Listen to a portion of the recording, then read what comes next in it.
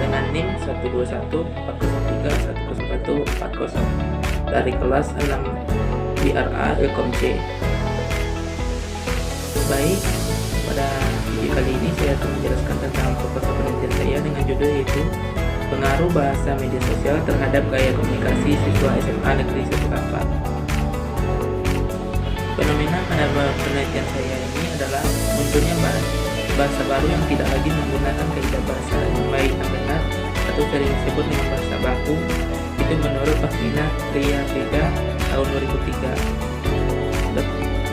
Kesolen dalam penelitian saya yaitu secara harfiahnya bahasa yang ada di masyarakat seharusnya mengikuti ejaan yang disempurnakan, karena dengan mengikuti kaidah-kaidah kebahasaan yang ada maka komunikasi yang terjalin menjadi lebih efektif. Itu menurut Sadri Krisbaroli Nugroho tahun 2019. Dasing dalam penelitian saya yaitu pada kenyataannya yang terjadi sekarang sudah banyak bahasa yang dipengaruhi oleh media sosial. Bahasa yang muncul di media sosial tersebut seringkali disebut dengan bahasa gaul. Menurut Aziza tahun 2010. Alasan peneliti mengangkat judul tersebut adalah karena menurut Fahrina Rifida tahun 2003, beliau mengatakan bahwa sekarang orang banyak menggunakan bahasa gaul daripada bahasa Indonesia yang baik dan bahasa yang jadi bahasa sehari-hari. Maka dari pernyataan ini peneliti tertarik untuk melihat apakah hal ini benar terjadi atau tidak. Penyusunan masalah dalam penelitian ini yaitu bagaimana pengaruh bahasa media sosial terhadap gaya komunikasi siswa SMA. Batasan masalah agar tidak melebarnya pembahasan, maka peneliti membuat batasan masalah yang mana penelitian ini ditujukan kepada siswa SMA dan kampus yang komunikasinya telah dipengaruhi oleh bahasa media sosial. Penelitian ini berfokus pada gaya komunikasi dan bahasa yang digunakan oleh siswa nantinya, supaya data yang dihasilkan nantinya jadi relevan dan bersifat objektivitas. Manfaat penelitian bagi beberapa macam. Pertama, manfaat teoritis. Secara teoritis, kajian ini dapat diartikan sebagai upaya penambahan dan penambahan ilmu pengetahuan tentang menambah wawasan pengaruh gaya bahasa media sosial terhadap komunikasi siswa. Manfaat yang kedua yaitu praktis. Secara praktis, kajian ini diharapkan bisa digunakan sebagai tambahan penelitian, pertimbangan, masukan, atau saran terhadap pengaruh gaya bahasa media sosial terhadap komunikasi siswa. Selanjutnya di bab 2 yaitu mengenai pinjaman pustaka. Yang pertama kajian terdahulu. Ini saya mengangkat 10 jurnal. Jurnal pertama yaitu pengaruh media sosial TikTok terhadap gaya komunikasi siswa SDN 18 Kenali Kebuatan ke Taman Barat Provinsi Sumatera Barat, karya Yohana Ristonax, Elisa Wembu, dan Dion Erians. Jurnal yang kedua yaitu pengaruh media sosial terhadap gaya bahasa dan penulisan bahasa Indonesia pada remaja, karya Ria Prasetyaningrum. Yang ketiga yaitu berdasarkan penelitian dengan judul pengaruh media di jaring sosial terhadap penggunaan gaya bahasa gaul pada siswa kelas 11 SMA Muhammadiyah 1 Unismu Makassar. Yang keempat yaitu pengaruh penggunaan media sosial terhadap pola perilaku komunikasi siswa SMA Ar-Rahman Medan, karya dari Sangkar Rezeki. Yang kelima yaitu pengaruh konten media sosial terhadap gaya komunikasi, karya dari Salma Siva Puspita. Yang keenam yaitu pengaruh bahasa gaul terhadap komunikasi mahasiswa Sekolah Bekasi Universitas Diponegoro di media sosial terhadap WhatsApp, karya dari Fitri Al-Farizi dan kawan-kawan.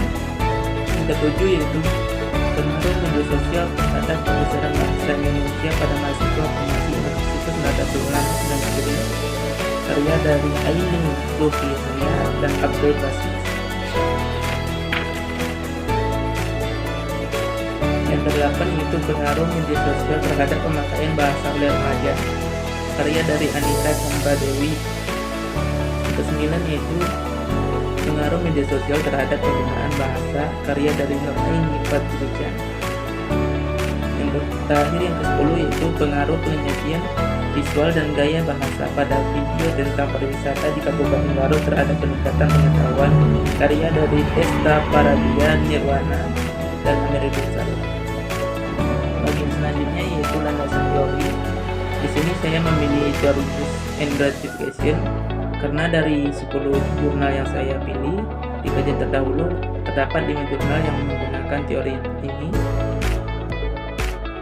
Teori ini menggagas pemikiran bahwa individu menyebabkan orang mencari, menggunakan, dan memberikan tanggapan terhadap isi media secara berbeda-beda yang disebabkan oleh faktor psikologis yang berbeda-beda antara individu dan aliansi. Teori uses and gratification mulanya dikemukakan oleh 3 ilmuwan yaitu Michael Gorevich, J.G. Blondel, sama Olegui Kravtsov. Teori ini terlahir dikarenakan ketiga ilmuwan tersebut melihat bahwa secara psikologis dan sosial para audiens memiliki hasrat untuk memilah sesuai dengan keinginan mereka dari adanya terpaan media.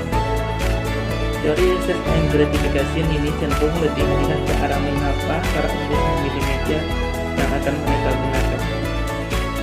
Selanjutnya konsep operasional dari 2 variabel yang ada dalam teori saya. Untuk variabel pertama yaitu bahasa sosial ditemukan ada 3 operasional. Yang pertama bahasa formal, yang kedua bahasa informal, dan yang ketiga bahasa daerah.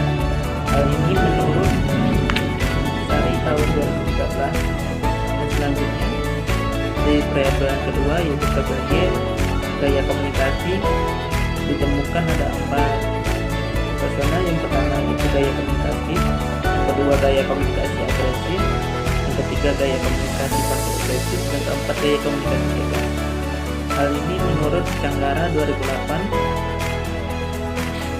Dalam penelitian saya yang pertama yaitu namanya tidak ada hubungan antara bahasa media sosial dengan gaya komunikasi, dan satunya terdapat hubungan antara gaya bahasa media sosial dengan gaya komunikasi. Pada hipotesis kali ini akan muncul jika terbukti hipotesis menolak, maka hasilnya ditolak. Hipotesis ini juga menyatakan ada keterikatan antara variabel X dan Y yang diteliti dengan hipotesis alternatif yaitu adanya hubungan antara bahasa media sosial dan gaya komunikasi. Yang selanjutnya bab 3 yaitu metodologi penelitian. Yang pertama yaitu riset penelitian. Penelitian ini menggunakan metode kuantitatif korelatif dengan pendekatan positivism dengan teknik pengumpulan data survei. Pendekatan kuantitatif juga merupakan pendekatan yang tidak menguji berdasarkan pada kedalaman data. Yang penting terdapat mereka minimal dari populasi. Data yang didapat tidak biasanya berbentuk angka yang kemudian diolah dan disesuaikan dengan tujuan dari penelitian tersebut. Walaupun populasinya besar, namun data masih bisa sangat mudah diolah baik menggunakan rumus statistik maupun komputer. Tujuan dari penelitian ini untuk mengetahui sejauh apa bahasa yang ada di media sosial mempengaruhi gaya komunikasi siswa di satu tempat. Waktu dan lokasi penelitian. Penelitian ini berlokasi di SMA Negeri 1 Kampar, Jalan Raya Kembar, kilometer 10 Air Kiris, Kecamatan Kampar, Kabupaten Kampar, Provinsi Riau, dengan kode pos 28461. Dengan periode penelitian diperkirakan dimulai pada bulan Agustus sampai Desember 2024.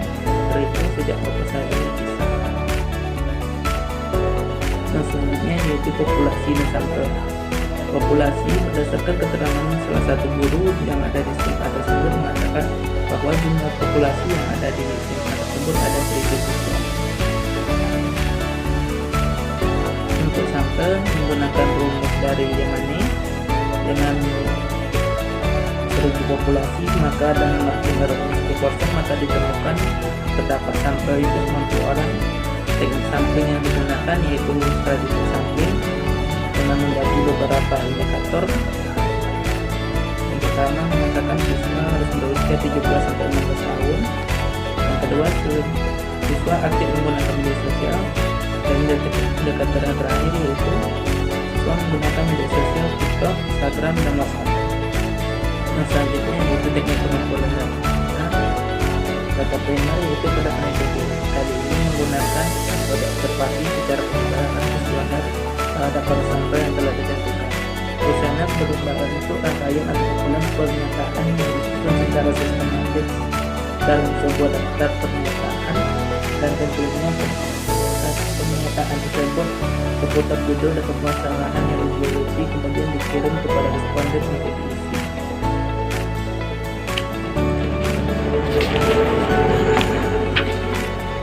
Selanjutnya data sekunder dalam penelitian ini didapatkan oleh peneliti dari literatur review dan juga kepustakaan yang mengambil data dari buku, tugas akhir, jurnal, dan juga internet yang memiliki keterkaitan dengan pembahasan penelitian sebagai data pendukung ketika data primer kurang mumpuni.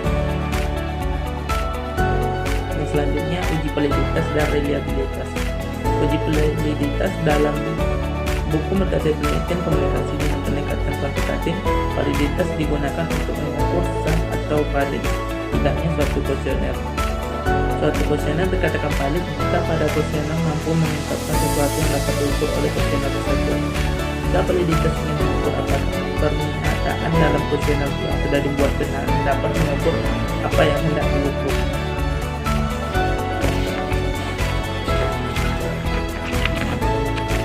Selanjutnya, uji reliabilitas. Dalam buku metode penelitian komunikasi dengan pendekatan kuantitatif, reliabilitas adalah suatu alat ukur yang dikatakan reliable apabila menghasilkan data yang dapat dipercaya yang sesuai dengan kenyataan. Secara implisit, reliabilitas ini mengandung efektivitas karena pengukuran tidak terpengaruh oleh siapa pengukurnya. Jadi suatu alat ukur yang mempunyai reliabilitas apabila hasil pengukurannya dilakukan dalam hal reliabilitas dari alat pengukur penguji menggunakan koefisien alfa. Yang terakhir yaitu teknik analisis data. Metode analisis data diperlukan untuk mengambil kesimpulan dari rumusan masalah yang telah ditetapkan. Tujuannya adalah untuk mengetahui ada tidaknya hubungan antara variabel pada penelitian.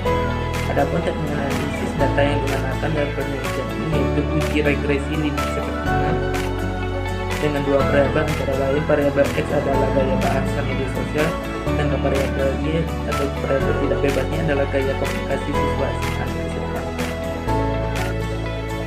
Tadi penjelasan mengenai proposal saya. Lebih kurang saya mohon maaf. Wabillahi taufiq wal hidayah. Wassalamualaikum warahmatullahi wabarakatuh.